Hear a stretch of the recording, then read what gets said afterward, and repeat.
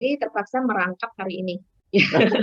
Masih melanjutkan lagi Ya, memandu presentasi dari pemakalan hebat yang terakhir ya, kita yang kedua ya, yaitu Bu Jamiatun Hasanah MPD. ya, Beliau adalah pengawas SMP dari Dinas Pendidikan Kota Samarinda.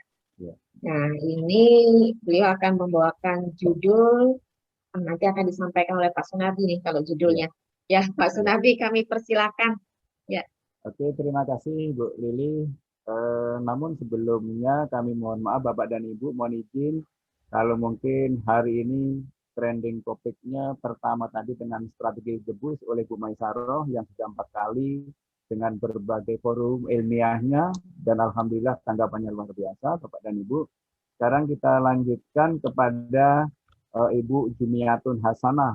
Namun kami ingin melihat dulu, kayaknya belum ada Bu Jumiatun, Bu. Halo? sudah Pak. Oh, Ibu sudah masuk Jamiatun ya? sudah. Sudah ada. Oh ya, sudah ada ya.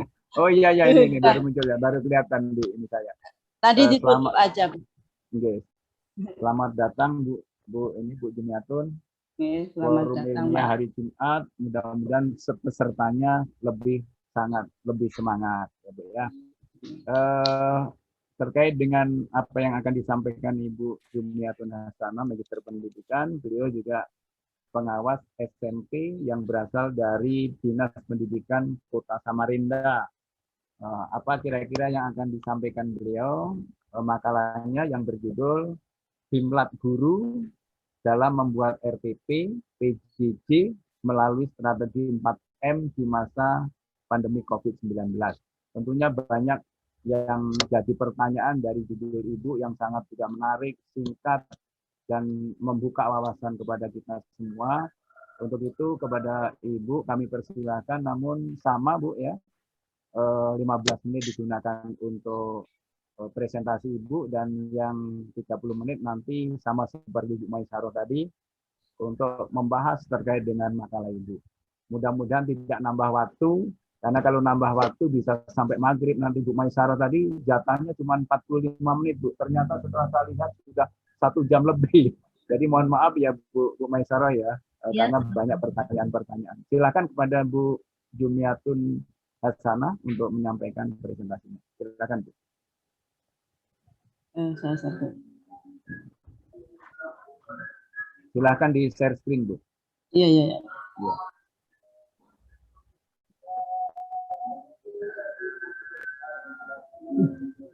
Kami harapkan pertanyaan muncul dari Indonesia Tengah, Indonesia Barat, karena Indonesia Barat baru satu dan yang muncul dari Jambi. Silakan Pak.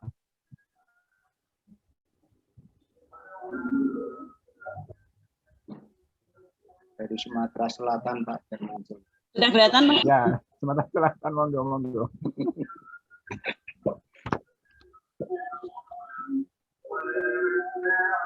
sudah si slideshow Bu Jamiatun. Ya.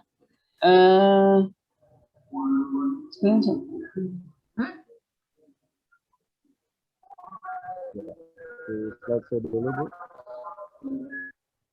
Ya, ini sudah screen.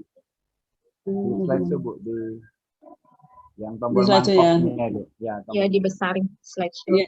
Di atasnya Masih lagi. Nyari Yang tanda yang kayak mangkok. cangkir ya. Iya, Kak. ya, ya, ini gimana tadi? Tadi sudah saya ini kok. Ini Bu. Pakai F5 Bu, bisa pakai F5. Oh ya, F5 aja ya. Oke, F5 Bu.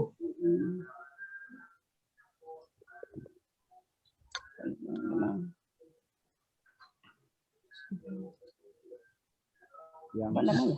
Oh, enggak mau. atau yang paling bawah itu kan ada kayak cangkir Bu. Yang paling bawah. Iya itu. Iya. Cari Diklik aja. Cari Ya. ini kok enggak. Dan ya, klik. Tertutup sama zoom-nya ya Bu ya. Bisa digeser Bu kalau ketutup sama zoom-nya. Itu. Ditarik aja kalau ada apa video-video kita ya, video-video kita Ibu klik di videonya terus ditarik geser.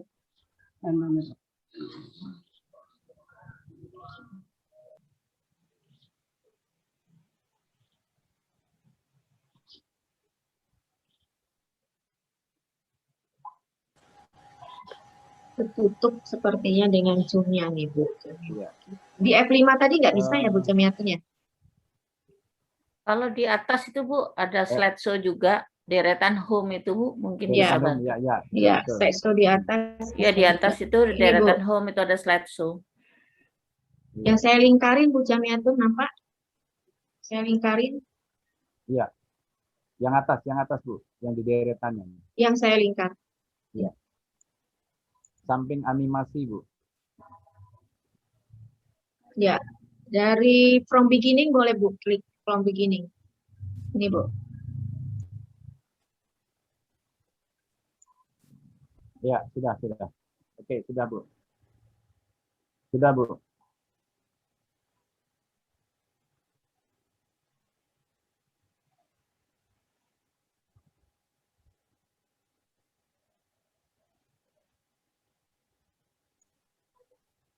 Jamiatun kayaknya Masih termute. stop videonya stop. Videonya ya stop ya. Oke, sinyal kayaknya. Ini sudah mulai gerak Bu. Oke. Ya, Bu Jamiatun suaranya masih Oke. mute ya. Termute Bu, ya silakan. Oke. Assalamualaikum warahmatullahi wabarakatuh. Waalaikumsalam warahmatullahi wabarakatuh. Terima kasih kepada Bapak Gunardi yang telah memandu presentasi saya. Ya. Oke. Bersyukur kepada Allah yang telah memberikan kesehatan bagi saya dan teman-teman semua sehingga kita bisa bertemu di forum ini, dan rahmat dan salam kita aturkan kepada Nabi Muhammad SAW. Pertama-tama saya mengucapkan kepada Bapak Agus Kotel sebagai Ketua APSI kita, karena berkat beliau saya bisa mengikuti atau mempresentasikan makalah saya di forum ini. Yang kedua, saya juga berterima kasih kepada Bu Lili sebagai panitia forum ini, dan juga Ibu Tri Endang yang telah membimbing saya, dan juga teman-teman semua yang telah memberikan masukan kepada saya, sehingga terlaksana presentasi ini. Baik, untuk menyingkat waktu, di sini saya ingin mempresentasikan tentang Bimlat, ya. Bimlat Guru, ya. Bimlat Guru dalam membuat RPP melalui strategi 5M ya, strategi 5M Pak, bukan 4M. Oh iya Bu ya. Di masa pandemi COVID-19. Okay. Kita tahu semua bahwa COVID-19 di sini sangat berdampak sekali terhadap pendidikan kita, terutama pada awal-awal itu dengan COVID-19, maka kita semua tidak bisa melaksanakan pembelajaran di sekolah dan juga harus melaksanakan pembelajaran secara jarak jauh. Dengan perubahan itu, maka sebagai ujung tombak adalah guru. Dan guru di sini karena belum terbiasa, maka guru merasa kebingungan apa sih yang akan kita lakukan, ya, gitu. Dan juga semuanya serba susah. Dengan adanya COVID, maka kan ada terbit surat edaran dari Kemendikbud yang mengharuskan pembelajaran jarak jauh.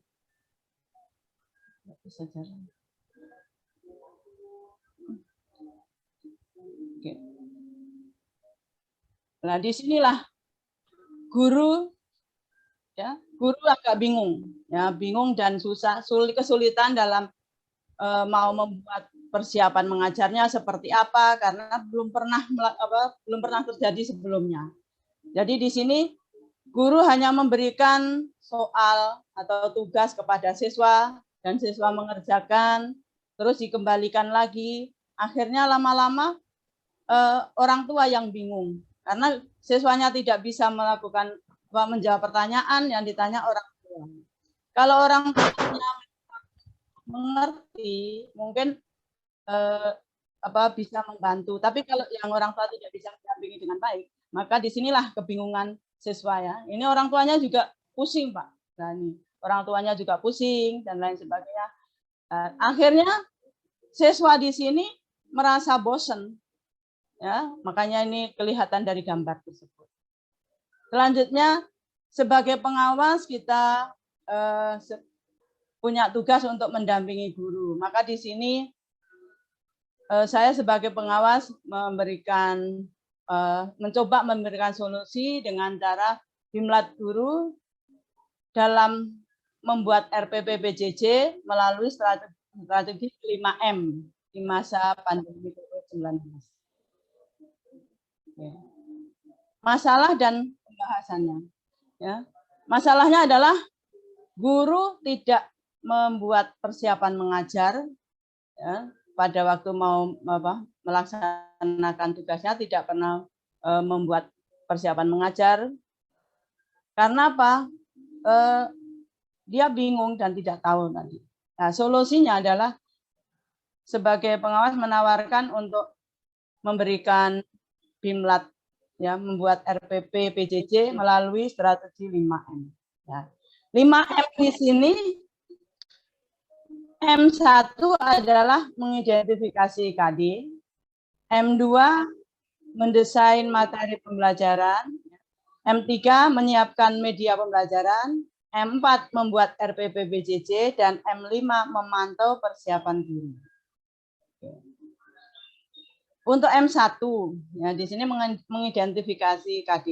Kenapa KD harus diidentifikasi? Karena apa?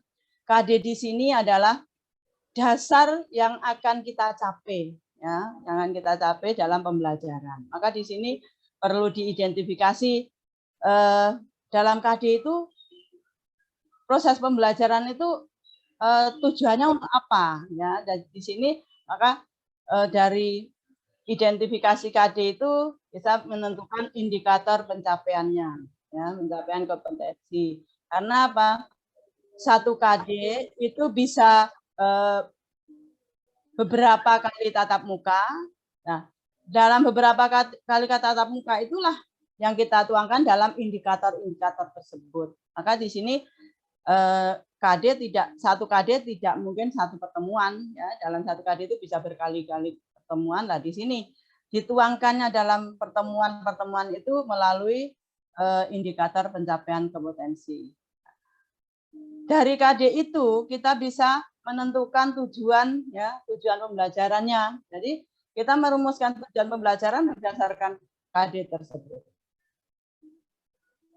Nah, untuk yang M kedua, mendesain materi pembelajaran, ya. Mendesain materi pembelajaran. Kenapa materi pelajaran harus kita desain? Nah, karena dengan materi pembelajaran yang didesain itu, maka akan terarah, ya, apa yang akan kita sampaikan dari oleh guru kepada siswa itu apa. Maka di desain inilah materinya yang harus didesain itu sesuaikan dengan langkah-langkah yang akan diberikan kepada dari guru tersebut. Ya. Jadi di sini mendesainnya dengan memilih materi yang akan diajarkan, membuat bahan ajar, menentukan strategi pembelajaran, membuat lembar kerja siswa, terus membuat lembar penilaian. Yang M ketiga, menyiapkan media pembelajaran. Nah, yang akan disiapkan apa? Kenapa harus menyiapkan media? Karena mengajar tanpa media itu tidak akan menarik. Nah, supaya siswa itu tertarik dengan pelajaran yang diajarkan oleh guru tersebut, maka guru dalam melaksanakan pembelajaran diusahakan harus membawa media pembelajaran. Di sini mendesain medianya apa? Menentukan media pembelajaran yang sesuai dengan materi pelajaran, membuat media pembelajaran, merancang cara penggunaannya. M yang keempat, langkah-langkah yang dilakukan pengawas dalam membuat RPP-PJJ adalah memberikan pemahaman kepada guru tentang pengertian dari RPP itu tersebut ya, pengertian dari RPP-PJJ. Yang kedua, prinsip-prinsip dalam menyusun RPP dan sistematika dalam penyusunan RPP PJJ tersebut. Ini ada format ya, format pelaksanaan pembelajaran jarak jauh. Oke. M yang kelima adalah memantau persiapan guru. Kenapa harus dipantau? Karena apa? Tanpa dipantau guru tersebut sering lengah, sering abai. Karena merasa tidak dilihati, tidak diawasi dan lain sebagainya. Di sini perlunya dipantau. Mungkin guru tidak membuat RPP itu kemungkinan juga karena tidak dipantau oleh kepala sekolah. Nah, maka disinilah pemantauan itu sangat penting sekali. Saya kira itulah sekilas dari presentasi kami. Nah, ini penutupnya di sini. COVID-19 adalah musibah, tapi di balik musibah itu ada hikmah yang terkandung. Nah, dan di sini karena musibah itu maka banyak sekali dampaknya baik terhadap guru, terhadap siswa, dan terhadap orang tua dan lain sebagainya. Maka solusi 5M ini mudah-mudahan bisa menjawab dari dampak yang dihasilkan dari yang diakibatkan oleh COVID-19 itu. Sekian, terima kasih. Ya, saya kembalikan kepada Bapak Sunardi. Oke, terima kasih Bu Jumiatun Hasanah, MBD. Beliau adalah pengawas SMP dari Kota Samarinda, jauh-jauh memberikan informasi kepada kita semua, Bapak dan Ibu, terkait dengan jumlah guru dalam membuat RPP PJJ melalui strategi 5M di masa pandemi COVID-19. Alhamdulillah tadi sudah disampaikan banyak terkait dengan bagaimana solusi yang ditawarkan oleh Ibu Jumiatun Hasanah. Salah satunya menggunakan dengan strategi 5M. Tentunya Bapak dan Ibu mungkin banyak pertanyaan-pertanyaan akan diberikan kepada beliau. Di sini ada ruang chat dan ruang raise hand. Monggo dipersilahkan.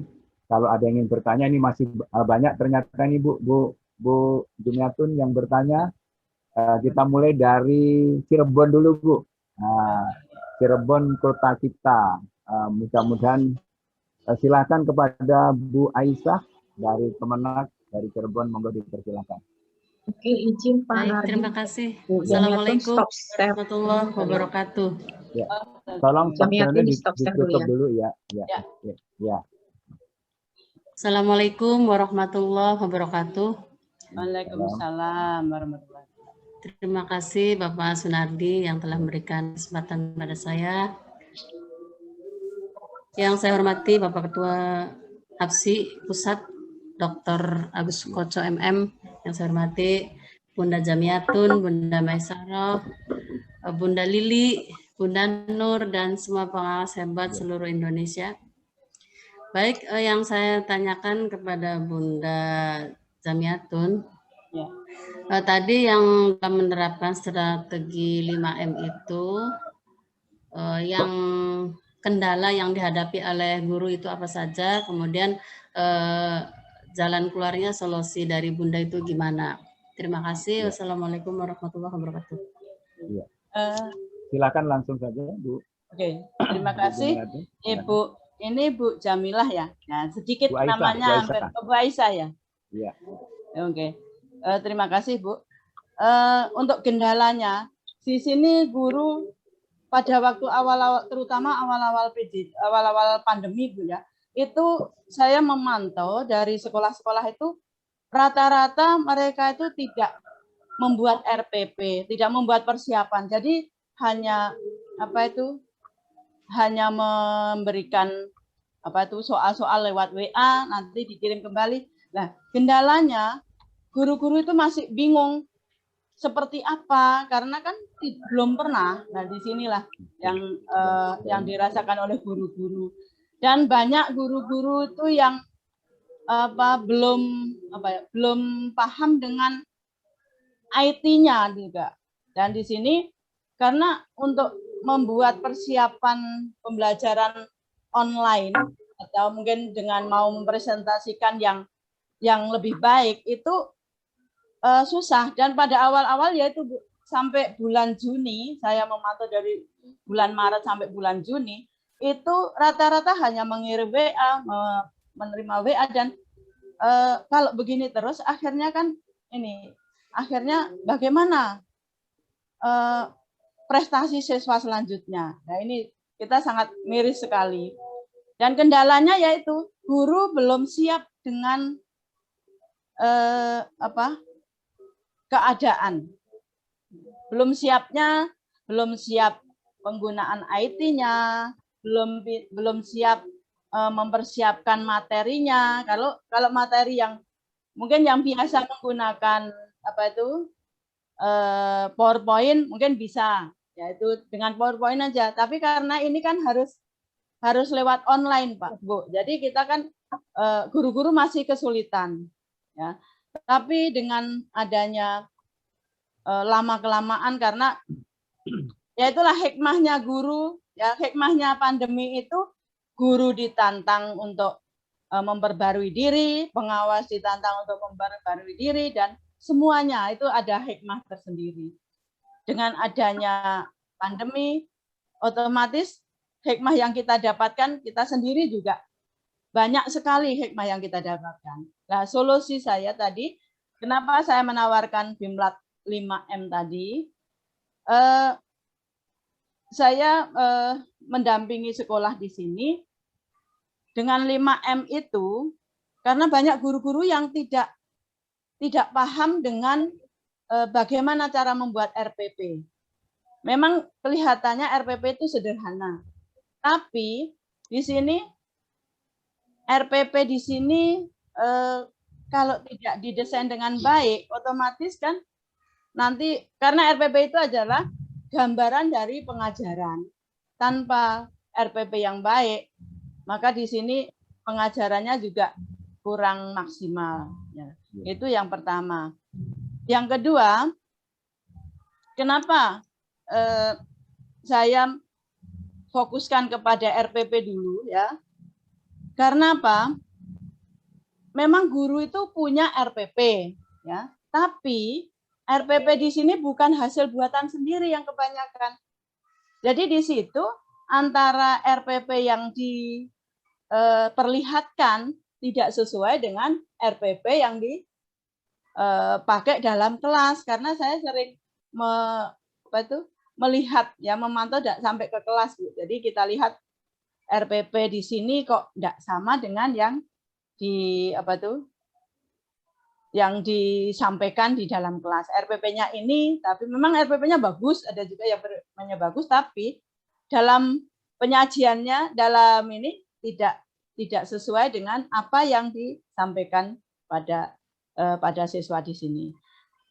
Nah, di sini solusi saya dengan ini tidak hanya memberikan bagaimana cara membuat RPP, tapi juga memantaunya. Lah, memantaunya itu dengan cara apa, Bu? Saya dengan kepala sekolah ini bermitra kepala sekolah, saya mengharapkan kepala sekolah itu bisa ikut memantau dengan cara guru diminta untuk setiap bulan, 1 bulan sekali itu membuat laporan proses pembelajaran PJJ. Jadi di sini setiap bulan itu guru itu melaporkan kepada kepala sekolah berupa jurnal. Jurnalnya itu jurnalnya isi dengan lampiran, ada RPP-nya, ada materi ajarnya, ada video pembelajarannya, dan ada kehadiran, ada hasil dari siswanya. Nah, dengan demikian, maka selain juga guru itu mau tidak mau harus membuat persiapan mengajar, itu sebagai pemantauan dari kepala sekolah. Dan nanti saya tinggal melihat dari kepala sekolahnya. Kalau khusus untuk bahasa Inggris, banyak yang saya minta langsung lewat Google Classroom dan lain sebagainya. Jadi kita lihat di situ, dengan cara seperti itulah kita kerjasama antara guru, kepala sekolah, dan pengawas. Ya. Mungkin itu, Bu. Terima kasih. Ya, Bu Jamiatun. Bagaimana kira-kira Bu Aisyah? Kayaknya sudah cukup ya Bu Aisyah ya? Ya cukup, makasih Pak Sunardi, Bunda Jamiatun. Ya. Ini saya ambil dulu dari forum chat. Kebetulan dari forum chat ini ada Bu Dr. Anda Nurhayati. Mohon pertanyaannya begini. Maaf mau tanya, Bimlat strategi 5M apa semua dilakukan secara tatap muka? Itu. Silakan Bu, mungkin Bu Nurhayati. Silakan monggo. Bu Nurhayati. Kalau beliaunya belum hadir, mungkin kita pindahkan dulu. Halo? Ada Bu Nurhayati? Halo? Halo, Bu Nurhayati? Kayaknya belum ada, Bu. Kita pindah dulu sebelumnya ke Pak Sugeng, Pak. Silakan Pak Sugeng dari NTB. Dari tadi Pak Sugeng. Monggo Pak Sugeng, silakan. Terima kasih Pak Sunardi. Saya tidak buka gambar karena jaringan. Oke. Ya, Assalamualaikum warahmatullahi wabarakatuh. Yang saya hormati Bapak Ketua APSI Pusat, Bapak Moderator, Ibu Lili, dan Ibu Jumiatun. Jamiatun Hasanah, Pak. Jamiatun Hasanah. Telah memaparkan dan memberikan waktunya kepada saya. Ada yang ingin saya tanyakan. Yang pertama, tadi di pemateri pertama itu pakai model yang 5. Saya juga belum mengerti model 5 bagaimana. Apakah Ibu pakai model yang keberapa ini? Mungkin model 5 juga, Pak. Oh, kelima juga ya. Yeah. Yang berikutnya, di sana tadi dijelaskan ada strateginya adalah 5M. Yeah. Di 5M itu ada pertemuan-pertemuan. Dijelaskan tadi, ini ada M1, M2, M3, sampai 5. Nah, saya belum lihat tadi ada, ini hanya usulan saja, apa dijadwalkan, misalnya untuk M1 itu untuk apa materinya itu yang di apanya? Pada pertemuan pertama, berikutnya M keduanya, M ketiga, dan seterusnya. Yang berikutnya adalah, ini juga karena berupa ide dan gagasan, nah ini berapa rencana jumlah guru yang akan di Bimlat itu? Apakah guru ini, kalau saya kan ada beberapa sekolah binaan, apakah dari semua sekolah binaan, apa dari sekolah tertentu saja sesuai dengan jumlah guru mapelnya. Terima kasih. Assalamualaikum warahmatullahi wabarakatuh. Kurang lebihnya mohon maaf. Silakan langsung kepada Bu Hasanah untuk menjawabnya. Berapa kira-kira jumlah guru, terus bagaimana mengidentifikasi dari M1 sampai ke M5. Silakan Bu. Terima kasih Pak atas pertanyaannya. Saya akan mencoba menjawab. Sebetulnya di sini karena saya pun juga waktu awal-awal itu belum mengenal Zoom, belum mengenal ini tuh Pak. Jadi di sini sebetulnya ini sudah saya lakukan, tapi belum keseluruhan ya. Sedikit-sedikit ada yang sudah saya lakukan. Seperti untuk yang Bimlatnya itu karena itu masa pandemi, tapi kita melaksanakan itu melalui IHT. Jadi per sekolah Pak yang kemarin itu ada yang jadi per sekolah itu selama 4 hari itu ada dilakukan Bimlat. Nah, dalam Bimlat itulah untuk pembuatan RPP itu itu tidak hari pertama mengkaji mengidentifikasi KD, enggak. Tapi dalam pembuatan ini yang dari hari pertama sampai terakhir itu supaya menghasilkan RPP. Nah, di sini selama 4 hari itulah kita memberikan memberikan penjelasan tentang RPP, ya, tentang bagaimana caranya membuat dan lain sebagainya. Itu selama 4 hari itu. Dan di situ langsung praktek. Cuman di sini dilakukan secara tatap muka, tapi dengan protokol kesehatan. Ya. Disitulah karena kalau secara virtual saya pun belum begitu mengenal dengan Zoom dan lain sebagainya pada awal-awal itu. Jadi kita laksanakan dengan secara secara tatap muka dan juga diikuti dalam satu sekolah itu keseluruhan, ya. Meskipun saya mengajar bahasa Inggris, tapi seluruh guru di dalam sekolah itu. Jadi karena kepala sekolahnya juga minta, jadi di sini kita laksanakan selama 4 hari pada satu sekolah. Nah, jadi ada beberapa sekolah, tapi ada juga yang sudah melaksanakan duluan, tapi ada yang memang minta untuk diberikan BIMLAT. Yang tidak BIMLAT, ada 3 sekolah itu yang melaksanakan. Yang tidak BIMLAT itu ada yang dengan inisiatif sendiri. Karena BIMLAT di sini selain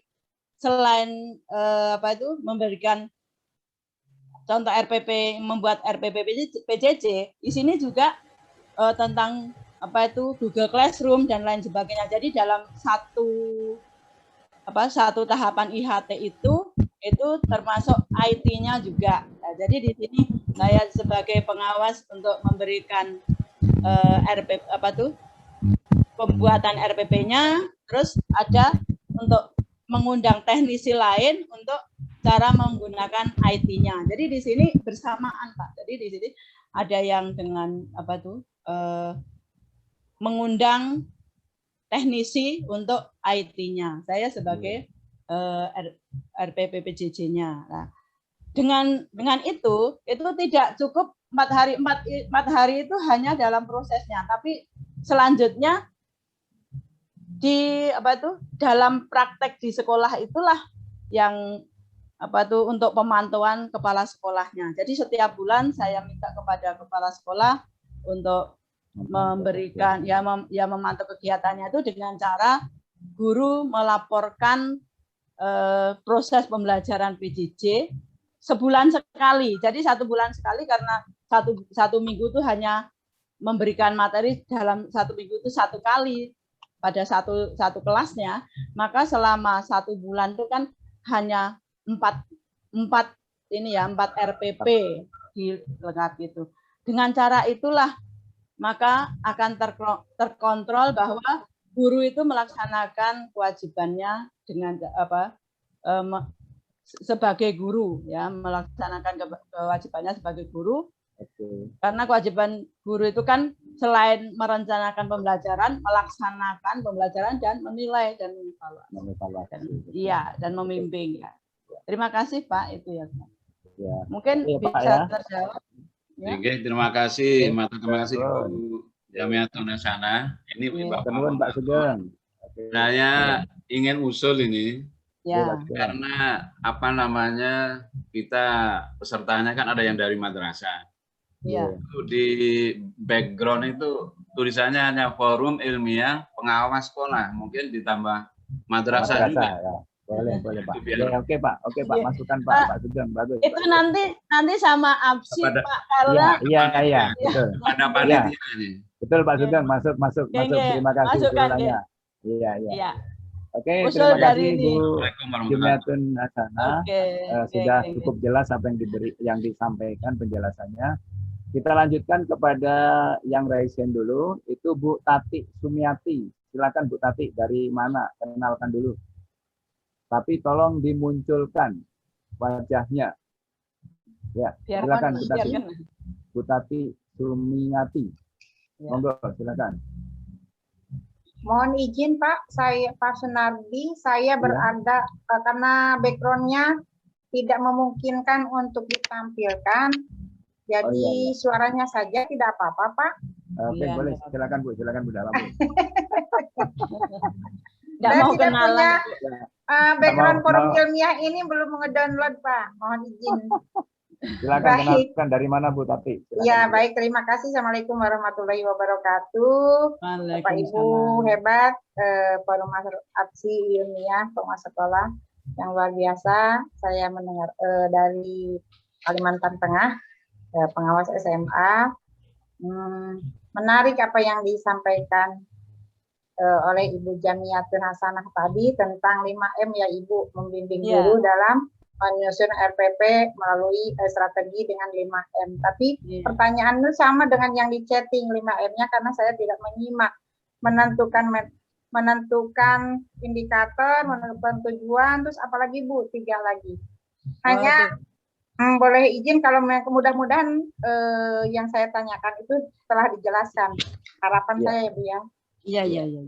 Cuma Belum. tadi saya menyimak sekilas terimplisit dan tersampaikan oleh Ibu bahwa dari latar belakangnya selama ini Ibu melihat guru-guru binaan Ibu itu tidak melakukan saat pembelajaran itu tidak sesuai dengan RPP dengan rencananya.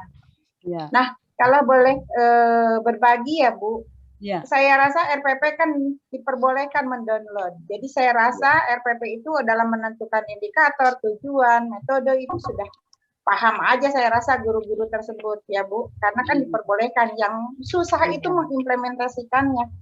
Nah, ini pengalaman yang saya boleh bagi kepada Ibu yaitu mengimplementasikan cara menentukan metode mungkin Ibu ya. Iya. Jadi mungkin kepada Ibu, mohon maaf, saya mungkin lebih memberikan masukan, ya Bu. Jadi Ibu lebih baik membimbing cara menentukan metode.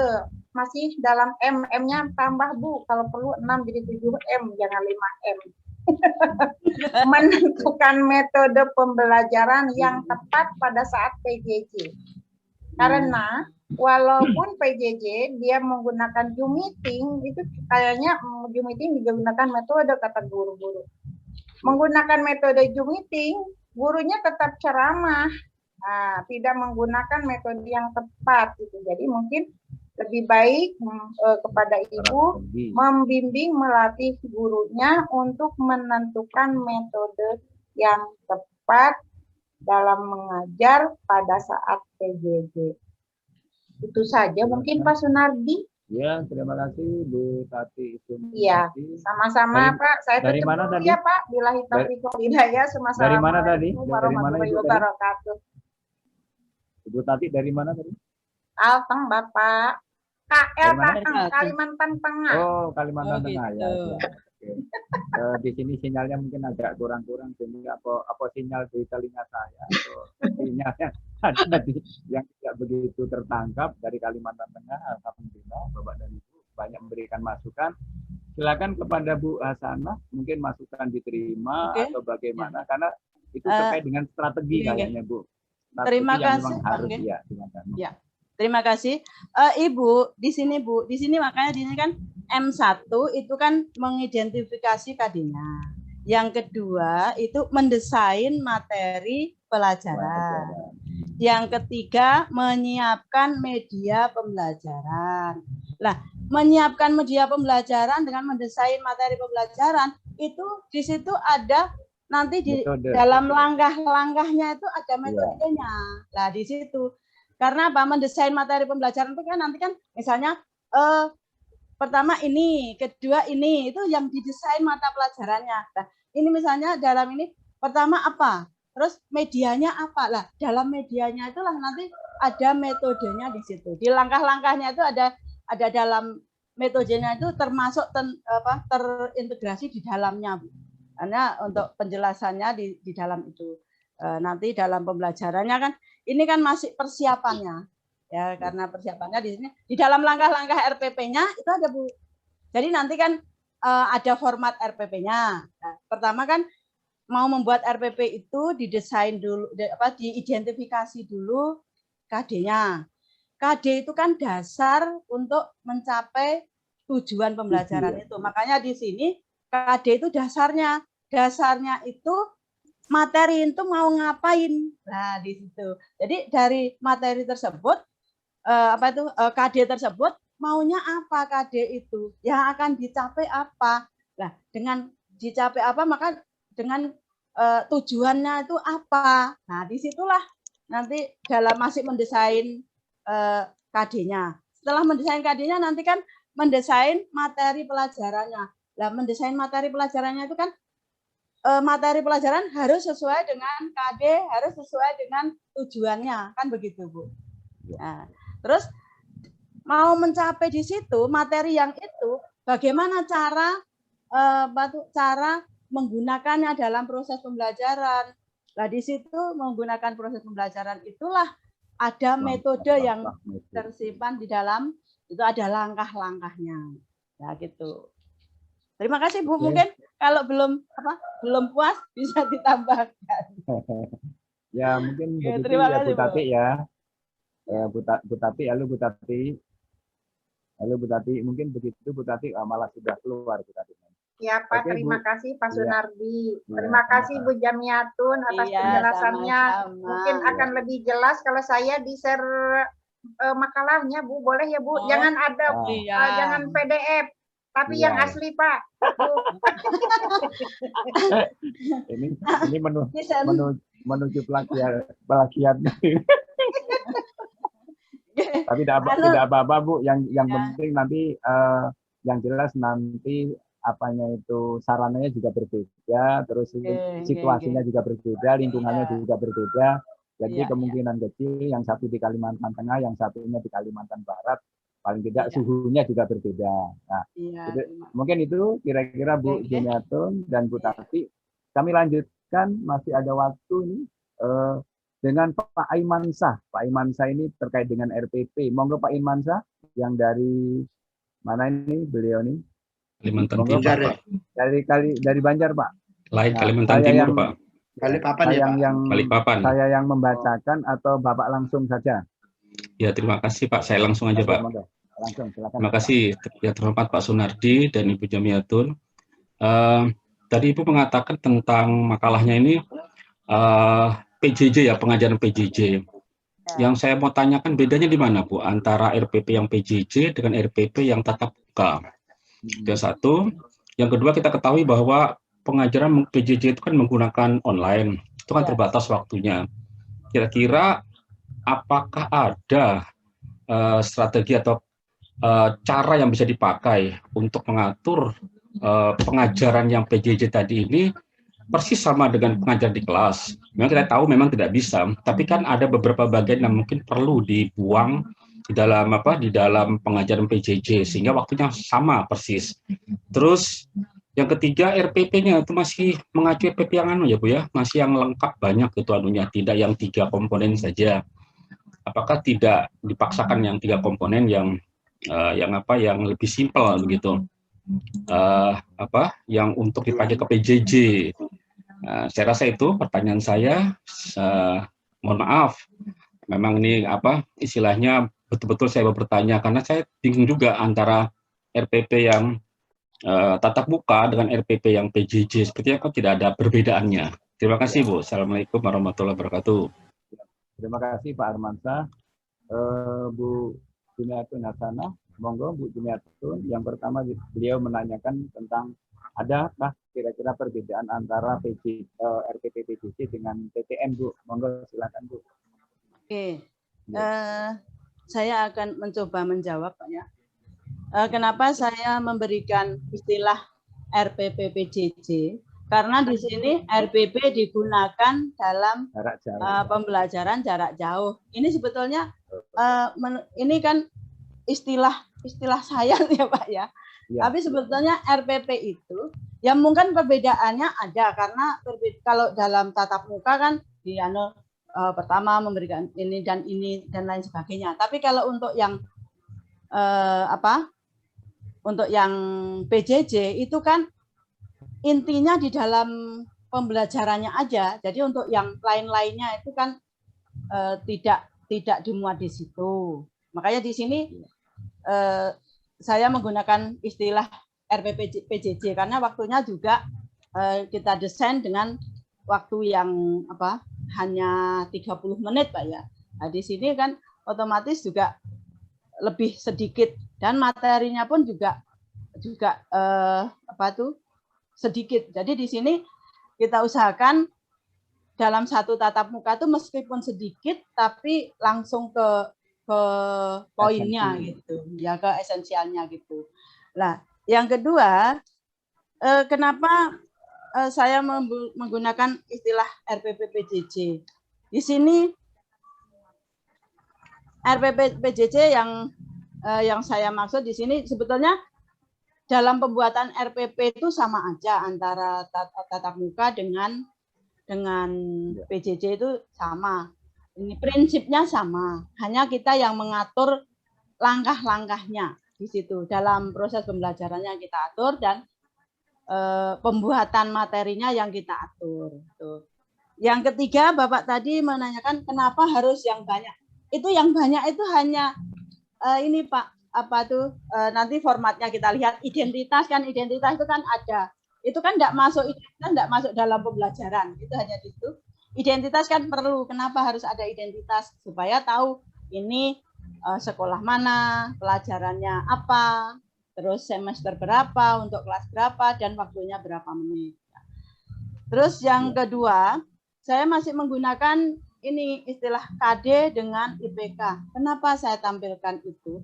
Karena supaya kita tahu persis dalam RPP itu, kan KD kan tidak harus menulis langsung copy dari silabusnya kan bisa. Nah, di sini supaya tahu persis dalam RPP itu KD yang dibahas apa sebagai kontrol kita.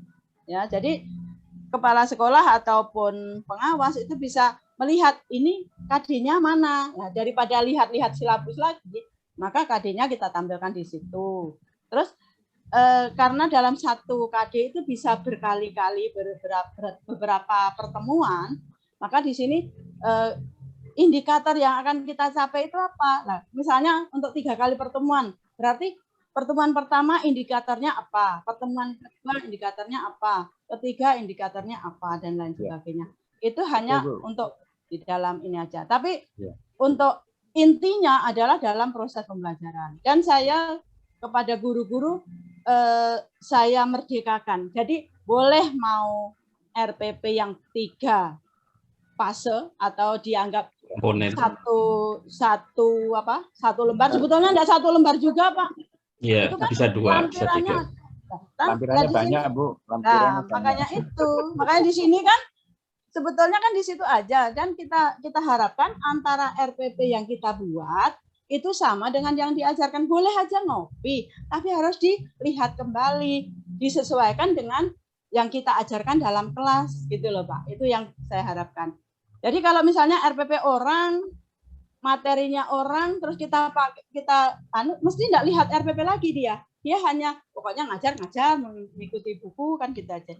Nanti ditanya RPP-nya mana?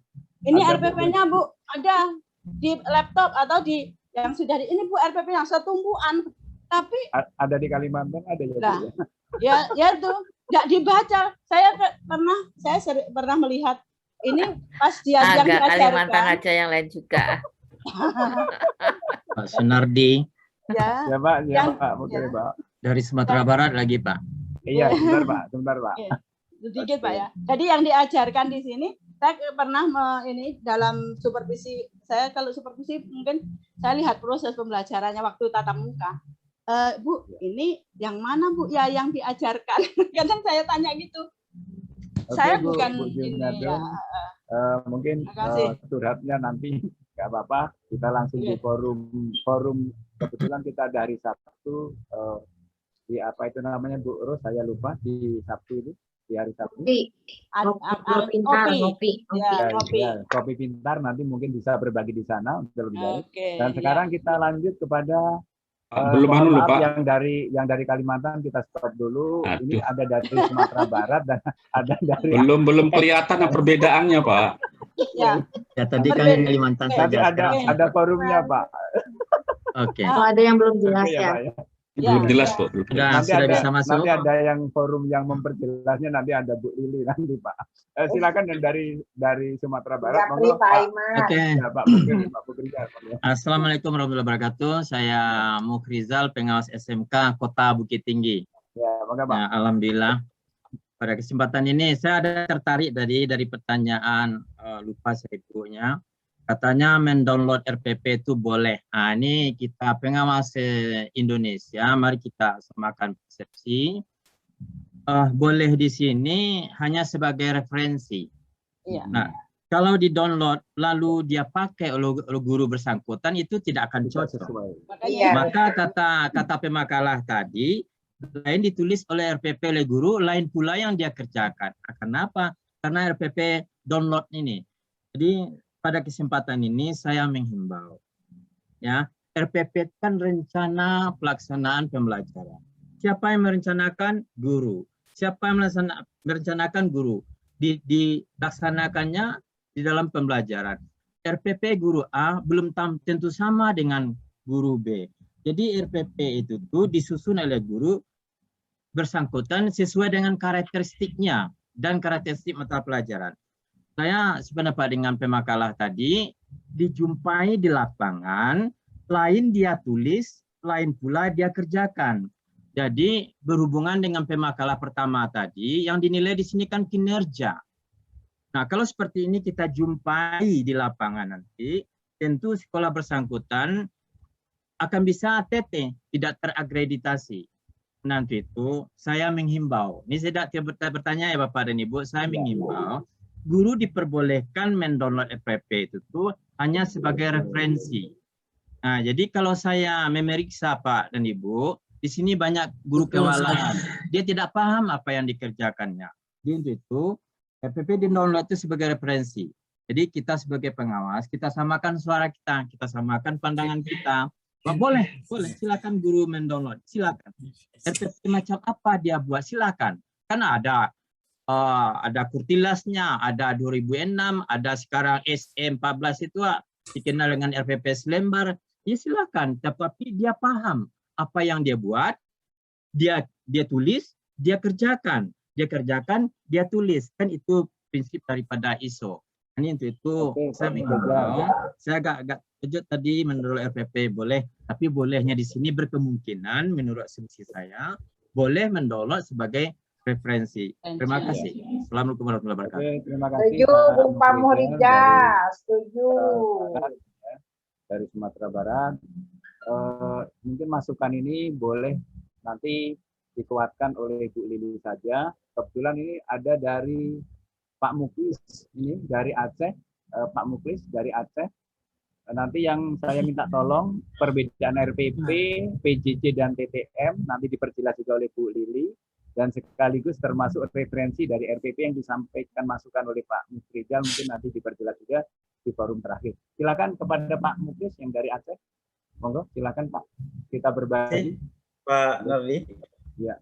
Assalamualaikum warahmatullahi wabarakatuh. Waalaikumsalam.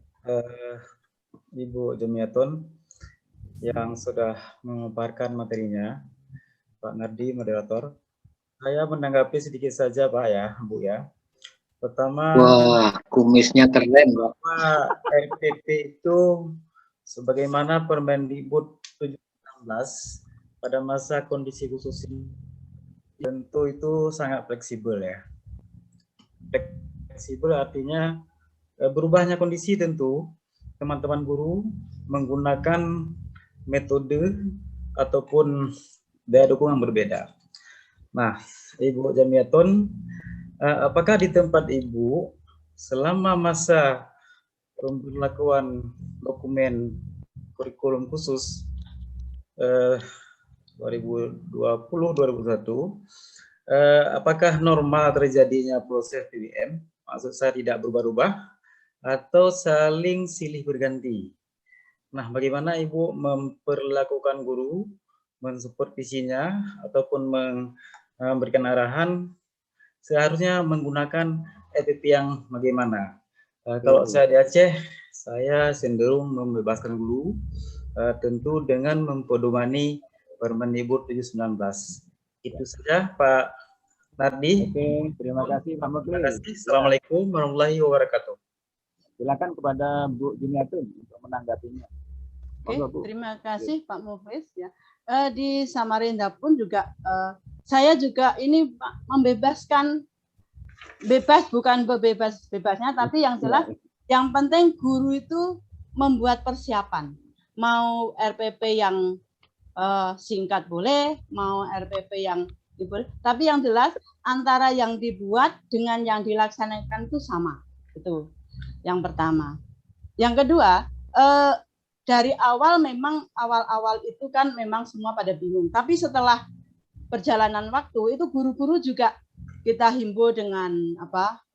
Kita motivasi lah dengan MGMP dikuatkan lagi meskipun secara virtual dan alhamdulillah sekarang guru-guru di sini ini Pak sudah pinter-pinter menggunakan membuat aplikasi, membuat media-media pembelajaran dengan apa malah di-upload ke YouTube dan lain sebagainya.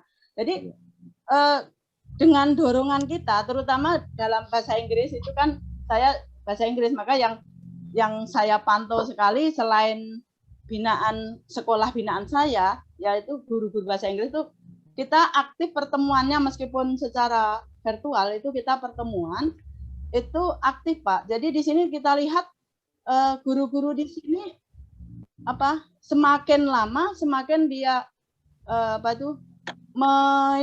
membuat di mana yang tertarik dan saling berbagi Pak di sini. Itulah keuntungan guru-guru di Samarinda. Untuk yang memang awalnya dengan BIMLAT itulah saya berikan masukan, memberikan dorongan dan lain sebagainya. Saya memang memperlakukan guru itu bukan sebagai supervisor ya Pak ya, tapi sebagai teman. Jadi saya memberikan ini kalau tanya ya Bapak sudah memberikan ini dan lain sebagainya. Jadi di sinilah kita ada saling komunikasi yang hangat, yang harmonis antara guru, kepala sekolah dan pengawas di situ. Terima kasih Pak dan ini jadi saya memerdekakan guru ya. Yang penting antara yang dibuat dengan yang dilaksanakan itu tidak menyimpang gitu. Terima kasih Pak. Oke, terima kasih Bu. Bu Jumiatun. Bu Jumiatun, Pak Muklis. Tadi Pak kalau saya nggak salah ya, itu RPP PJJ-nya kan daring ya. Ya. Apakah semuanya daring ataupun ada nggak yang PJJ luring, Bu? Makasih. Karena Samarinda itu semuanya daring, Pak. Oh gitu ya? Iya, belum ada. Untuk ini mungkin ada yang hanya ini, ada yang luring untuk yang pondok pesantren. Nah, karena pondok pesantren itu punya punya SKB 4 menteri, jadi itu luring. Jadi kalau untuk luring ya RPP-nya ya luring, cuman di sini waktunya karena luring pun juga waktunya sedikit. Jadi juga harus dibedakan dengan yang tatap muka biasa 45 menit. Jadi di situ desanya di situlah ada perbedaan antara tatap muka yang biasa dengan yang PJJ ini, Pak. Tapi Bu 30 menit bukan? Iya. Untuk Permendikbud 19 bukan 45 ya itu. Kan 30 menit aja, Pak. Iya, betul Bu. Oke Bu, makasih Bu. Oke, terima kasih Pak Muklis dan terima kasih kepada Bu Jumiatun Hasanah yang telah memberikan presentasi yang cukup bagus, memberikan jawaban-jawaban pertanyaan cukup bagus, masukannya juga luar biasa dari Bapak dan Ibu. Mohon maaf Bapak dan Ibu, kebetulan waktunya kita sudah terikat ya, mohon maaf waktunya terbatas. Kami apabila ada hal-hal yang kurang termasuk menyampaikan, termasuk mungkin senyum sapa dan lain sebagainya yang terkait dengan membawakan presentasi ini, kami mohon maaf yang sebesar-besarnya. Dan untuk masukan silakan kepada Bu Jumiatun supaya teman-teman lebih jelas terhadap makalah Ibu. Silakan diberikan closing statement dari makalah yang disampaikan. Silakan Bu. Terima kasih pada Bapak. inti dari makalah di sini adalah karena pandemi COVID mengakibatkan semua serba berubah. Untuk pembelajaran pun juga berubah. Akibatnya yang karena perubahan itu gurunya juga harus berubah. Semuanya harus berubah. Dan karena gurunya tidak, masalahnya tadi guru tidak membuat RPP. Nah, karena guru tidak membuat RPP itu karena ketidaktahuannya dengan secara apa itu mungkin dasarnya ada yang tidak tahu, tapi ada yang tahu tapi karena tidak ada pemantauan dari kepala sekolah maka tidak melaksanakan. Nah, itu makanya di sini solusi 5M itu saya berharap bisa mengatasi masalah yang ada. Dan dari 5M itu ya, maka sedikit demi sedikit itu ada hasilnya, Pak, yang terutama terhadap guru-gurunya. Terus yang kita berikan masukan bersama bahwa kita berharap semua guru bisa membuat RPP. Kenapa? Karena RPP adalah dasar untuk melaksanakan pembelajaran. Karena RPP di sini tidak hanya RPP-nya aja, tapi kan ada lampirannya, ada materinya yang harus disesuaikan dengan RPP yang ada. Jadi di sini dengan RPP maka pembelajaran bisa terarah, tidak kemana-mana. Jadi fokus ke dalam apa yang akan kita capai dalam pembelajaran tersebut. Maka disinilah pentingnya semua guru membuat persiapan mengajar ya, yang dituangkan dalam RPP tersebut. Saya kira itu. Terima kasih, Pak. Ya, terima kasih kepada Bu Jumiatun Hasanah ya, yang telah menyampaikan presentasinya sangat bagus sekali. Beliau mencoba memberikan solusi dari RPP PJJ melalui strategi 5M, Bapak dan Ibu. Yang pertama adalah mengidentifikasi, yang kedua mendesain materi, yang ketiga menyiapkan media, termasuk metode dan langkah-langkah. Yang keempat, membuat RPP PJJ terkait dengan pengertian prinsip dan sistematikanya yang harus jelas. Dan yang kelima, memantau persiapan guru di dalam proses pembelajaran yang harus dievaluasi oleh pengawas sekolah dan kepala sekolah. Sangat bagus sekali, Bu Jumiatun. Terima kasih sekali lagi. Dan juga terima kasih kepada Bu Maisaroh yang luar biasa pada hari ini. Materinya sangat bagus. Dan mohon maaf apabila dalam memandu daripada pelaksanaan saya kurang berkenan. Sekali lagi Bapak dan Ibu, kami mohon maaf yang sebesar-besarnya.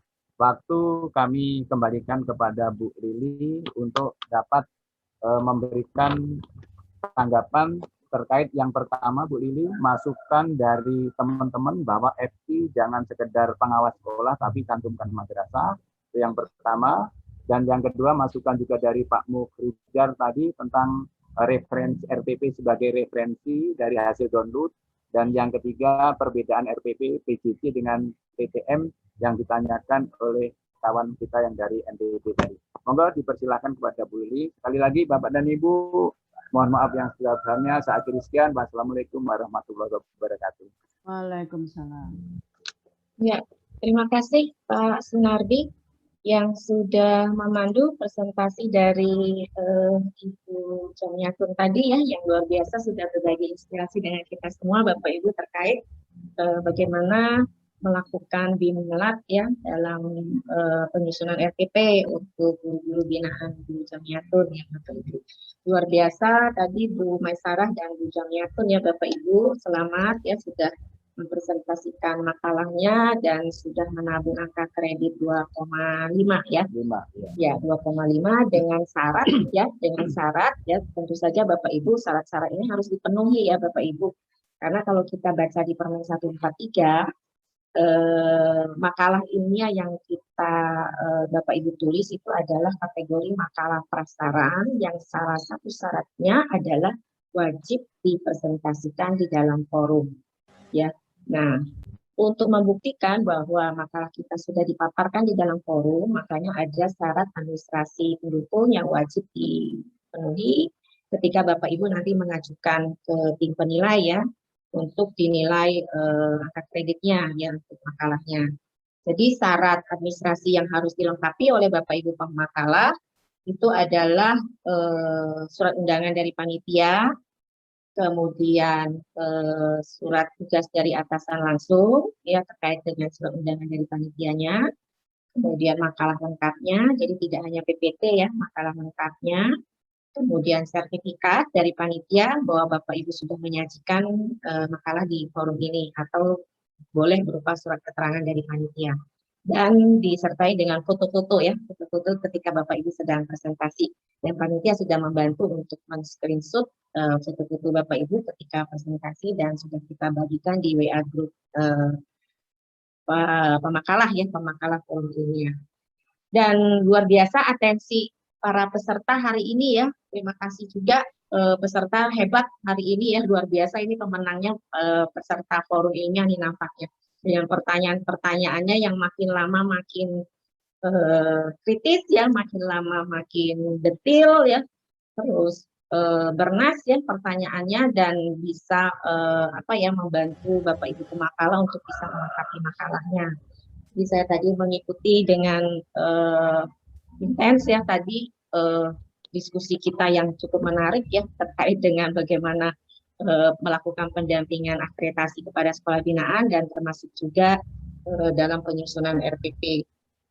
Nah, mungkin tadi saya menyimak ada beberapa pertanyaan ya terkait ya tadi saran dari Bu Siti Culeka ya. Jadi tadi saya jadi juga menyatakan makanya peserta forum ilmiah kita itu memang benar-benar mengikuti dengan cermat ya, mengikuti dengan cermat, detail, teliti, luar biasa ya. Nampak di slide ada satu, saya saja tadi nggak nampak sama saya slide-nya meleng sedikit ya, tapi Bu Siti Culeka detail banget itu kok ada checklistnya satu angket, padahal angketnya yang menggunakan metode angket hanya satu instrumen, satu butir ya, satu butir di mutu lulusan ya. Jadi mungkin sudah Bu Maisara sudah menerima tadi bisa diperbaiki karena mungkin saja Bu Maisara tadi ngambil screenshot ya itu masih drive, ya masih draft. Masih draft, jadi mungkin ada yang kecampur slide-nya itu masih draft yang awal, memang awalnya ada dua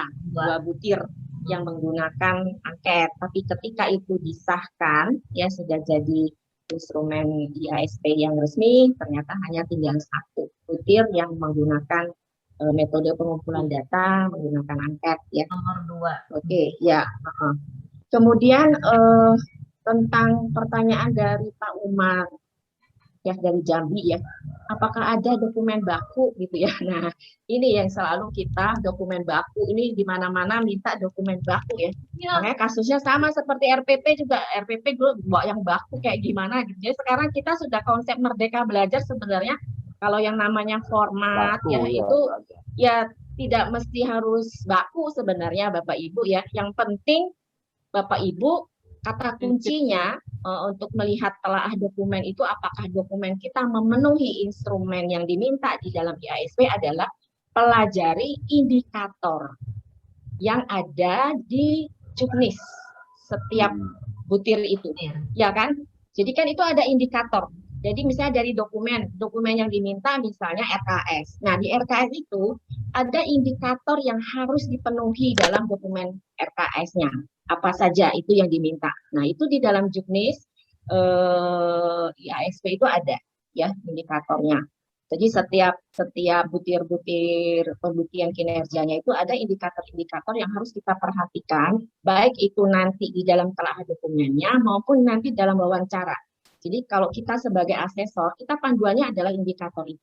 Kalau wawancara berarti pertanyaannya seperti apa, indikator apa yang harus kita gali, yang harus muncul, baru nanti bisa mendapat misalnya level kinerja 4 gitu ya. Nah, jadi kalau soal baku nggak baku itu mungkin tidak perlu kita bahas ya Pak Umar ya, karena sekarang kayaknya konsep Merdeka Belajar tidak lagi zamannya kita membakukan semua bentuk dokumen, formatnya semua harus sama. Jadi kita tidak melihat format, kita lihat esensinya, esensi dari dokumen itu. Ya, apakah memenuhi indikator yang ditulis di dalam juknis ASP itu. Jadi kita panduannya adalah indikator di dalam juknisnya. Nah, kemudian terkait dengan tadi ya baik, terkait dengan pertanyaan dari teman-teman kita diskusi tentang RPP ya, RPP menarik sekali tadi. RPP PJJ sebenarnya apa bedanya RPP PJJ, RPP daring dengan RPP yang biasa gitu ya Bapak Ibu. Saya rasa Bapak Ibu sebenarnya sudah paham ya, hanya mungkin ingin lebih menegaskan lagi dan penguatan ya. Kalau kita lihat yang jelas Bapak Ibu di dalam RPP daring atau PJJ, strategi, metode, model dan media yang digunakan itu sudah jelas pasti berbeda dari RPP yang biasa. Ya Bapak Ibu, karena kalau kita lihat di setting ya, kalau kita lihat setting belajar ya, kalau kita mengenal konsep tentang setting belajar, itu kan setting belajar itu ada pembelajaran yang sinkronus dan kemudian ada pembelajaran yang asinkronus, ya kan? Yang sinkronus itu ada sinkronus langsung itulah yang kondisi kita pembelajaran konvensional kita, tatap muka langsung biasa, itu adalah sinkronus yang langsung. Kemudian ada pembelajaran yang sinkronus maya. Nah, sinkronus maya seperti sekarang, kita dalam waktu yang bersamaan, tapi tempatnya berbeda. Tapi kalau sinkronus langsung, ya tempat dan waktu bersamaan, sama. Ya, kalau sinkronus maya, waktunya bareng seperti sekarang kita bareng bersamaan, tapi kita masing-masing di tempat kita masing-masing. Tapi bisa tatap muka. Nah, tentunya kan ini membutuhkan media. Ya, media. Nah, di sini sehingga nanti pembelajaran yang sinkronus maya ya, yang sering dilakukan di dalam pembelajaran daring kita, ya PJJ kita, ya tentunya yang membedakan pasti ini. Ya, medianya. Nah, lalu dengan media yang seperti ini, kita harus tatap muka maya. Apa yang mesti kita lakukan? Ya, alat bantu media pembelajarannya masih bisa sama nggak? Nah, bisa saja ada yang sama, ya, tapi bisa saja ada yang tidak bisa kita gunakan. Ya, jadi yang jelas setting belajarnya saja sudah berbeda di dalam RPP. Ya, antara waktu ya dan tempat pelaksanaan sehingga membutuhkan media-media tertentu. Nah, kemudian ada pembelajaran yang settingnya itu asinkronus. Asinkronus itu waktu dan tempat bisa berbeda. Ya, jadi asinkronus itu ada asinkronus mandiri, ada asinkronus kolaboratif. Jadi kalau asinkronus yang mandiri, siswa bisa belajar kapan saja, di mana saja, secara mandiri, ya, dengan siapa saja. Kalau asinkronus kolaboratif, nah ini ada kolaborasi. Ya. Jadi kalau asinkronus, contohnya apa? Contohnya ya misalnya siswa ketika belajar di Google Classroom, ya ketika guru memberikan materi. Ya, itu kan tidak langsung saat itu juga diakses atau saat itu juga langsung dijawab oleh siswa kalau guru-guru memberikan pertanyaan. Mungkin ada jeda waktunya. Jadi waktunya bisa tidak bersamaan ya dengan tempat yang berbeda-beda. Tapi siswa bisa mengakses kapan saja, mau dipakai kapan saja, bisa belajar dengan siapa saja. Ya, jadi itu asinkronus. Jadi ada asinkronus mandiri maupun asinkronus kolaboratif. Kalau kolaboratif misalnya Bapak Ibu menggunakan Google Workplace ya, Google Workplace itu yang bisa dipakai dengan akun G Suite yang sekarang belajar ID ya, siswa-siswa kita, guru-guru kita bisa melakukan pembelajaran asinkronus kolaboratif. Jadi bisa membuat bareng slide PPT-nya, tapi anak-anak masing-masing di tempatnya sendiri-sendiri, di rumahnya masing-masing. Tapi bisa buat slide PPT bareng, ya tidak usah langsung. Kalau zaman dulu kita kan kalau harus merekap ini kirim sana, kirim sini, nanti ada satu yang ngumpulin, satu yang merekap, satu yang merangkum, satu yang membuat lagi ulang. Kalau sekarang kan tidak. dengan Google Workspace atau dengan yang Office 365, masing-masing bisa kerja dengan porsinya masing-masing.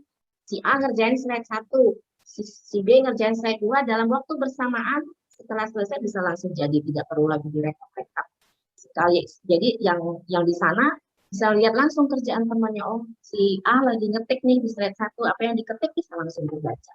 Itu asinkronus secara kolaboratif. Nah, satu lagi yang membedakan RPP biasa, tapi sebenarnya di RPP biasa harusnya begitu juga, tapi di RPP PJJ ini lebih terasa lagi pentingnya, Bapak Ibu, profil siswa kita.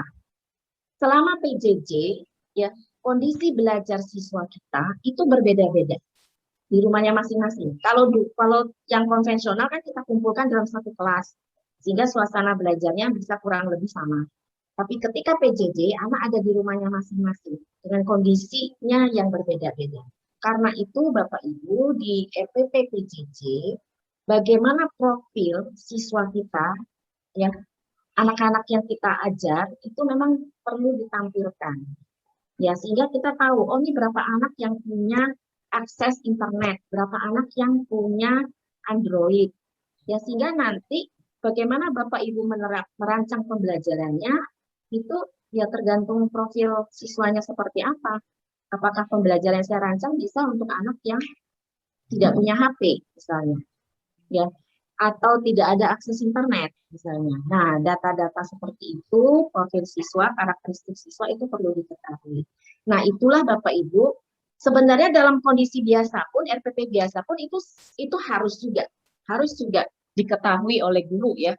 Nah, karena itu Bapak Ibu, di sesi ini Omlet, oleh hasil pelatihan ini, saya akan mengajak Bapak Ibu diskusi tentang asesmen diagnostik. Nah, ini ada kaitannya dengan diskusi kita tentang RPP tadi. Ya, kenapa harus kita melakukan asesmen diagnostik? Jadi tadi prinsip penyusunan RPP itu, kalau kita lihat di konsep RPP Merdeka Belajar kan, selain efektif, selain efisien, yang terakhir harus berorientasi pada kebutuhan siswa. Jadi pembelajaran kita harus pembelajaran yang berpusat pada siswa. Lalu bagaimana supaya pembelajaran kita bisa berpusat pada siswa? Tentunya kita harus tahu siswa kita seperti apa kondisinya, karakteristiknya, gaya belajarnya seperti apa, hobinya apa. Ya. Kemudian bagaimana kondisi belajarnya di rumah. Itu kita harus ketahui.